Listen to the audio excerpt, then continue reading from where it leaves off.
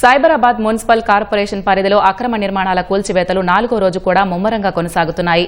అంజయ్య నగర్లో నాలాపై నిర్మించిన అనధికారిక భవనాల్లో ఇప్పటికే 3ంటిని నేలమట్టం చేసిన హైడ్రా మరో భవనాన్ని కూడా కూల్చివేస్తోంది. మరోవైపు సీఎంసీ వ్యాప్తంగా ఎన్ఫోర్స్మెంట్ డ్రైవ్ను కొనసాగిస్తూ ప్రజావాణి, మైక్యూర్ యాప్ క్షేత్రస్థాయి తనిఖీల్లో అక్రమాన్ని నిర్ధారించిన భవనాలను నిర్దాక్షిణ్యంగా కూల్చివేస్తున్నారు. అక్రమ అనుమతులు ఇచ్చిన అధికారులపై సీఎంఎస్ కమిషనర్ శాఖపరమైన చర్యలు చేపట్టారు. మరిన్ని వివరాలను మా ప్రతినిధి సతీష్ అందిస్తారు.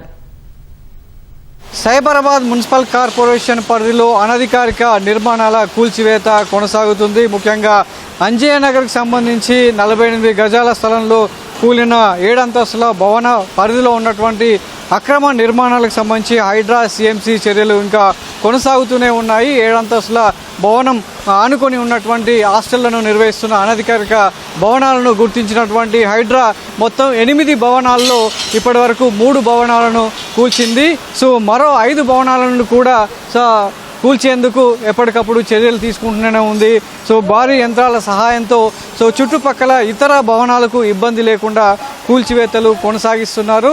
రాత్రి వేళ కూల్చివేతను నిలిపివేసినప్పటికీ పగటి ఉదయం నుంచి సాయంత్రం వరకు మాత్రం నిరాటంకంగా కూల్చివేతలు కొనసాగుతూనే ఉన్నాయి. ముఖ్యంగా తక్కువ విస్తీర్ణంలో 48 నుంచి 50 గజాలు, 75 గజాల లోపు తక్కువ విస్తీర్ణంలో 5 నుంచి 8 అంతస్తులు నిర్మించడం, అది కూడా నాణ్యత లేకపోవడం కారణంగా అంజయ్య నగర్లో 7 అంతస్తుల భవనం కుప్పకూలి 2 మధ్యప్రదేశ్కి చెందినటువంటి కూలీలు మృతి చెందినటువంటి ఘటన మొత్తం నగర వ్యాప్తంగా కలకలం నెలకొందని చెప్పొచ్చు. అనధికారికంగా అక్రమ అనుమతులు ఇస్తూ అనధికారిక నిర్మాణాలకు అక్రమ అనుమతులు ఇస్తున్న అధికారుల మీద కూడా చర్యలకు సిద్ధమైంది.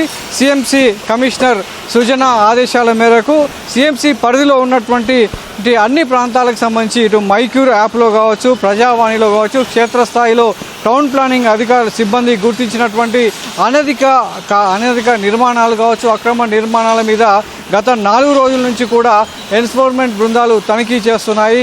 ఇప్పటి వరకు గడిచిన 4 రోజుల్లో 65 అనధికారిక నిర్మాణాలను గుర్తించి అందులో 25 భవనాలను కూల్చివేయడం జరిగింది. కొన్ని పాక్షికంగా ధ్వంసం చేయగా మరికొన్నిటిని నోటీసులు ఇచ్చి కూల్చివేత కొనసాగిస్తున్నారు. మరోవైపు 20కి పైగా భవనాలకు అక్రమ అనుమతులు తీసుకున్నటువంటి 25కు పైగా భవనాలకు నోటీసులు జారీ చేయడం జరిగింది. ఇలా సైబరాబాద్ మున్సిపల్ కార్పొరేషన్ పరిధిలో అనధికారిక నిర్మాణాలపై ఉక్కుపాదం మోపుతున్నటువంటి ఇటు హైడ్రా కావచ్చు, సీఎంసీ అధికారులంతా కూడా వాణిజ్య కార్యకలాపాలు, హాస్టల్లో అదేవిధంగా ఇతర కమర్షియల్ వ్యాపారం నిర్వహిస్తున్నటువంటి వారందరినీ కూడా ఎట్టి పరిస్థితుల్లో ఉపేక్షించేది లేదని కూడా హెచ్చరించడం జరిగింది. అదేవిధంగా అంజయ్య నగర్కి సంబంధించి ఏదైతే సాజిద్ నిర్మించినటువంటి భవనాల మీద కూడా ప్రత్యేక చర్యలు తీసుకుంటున్నారు.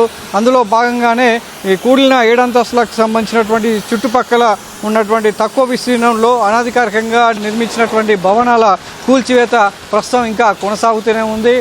ప్రస్తుతం మనం 3వ భవనం అదే 50 గజాల స్థలంలో 7 అంతస్తుల్లో నిర్మించినటువంటి మరో భవనాన్ని హైడ్రా సిబ్బంది కూల్చివేయడం జరుగుతుంది. దాని పక్కనే ఉన్నటువంటి భవనాన్ని కూడా అందులో ఉన్నటువంటి హాస్టల్ నిర్వహిస్తున్నారు.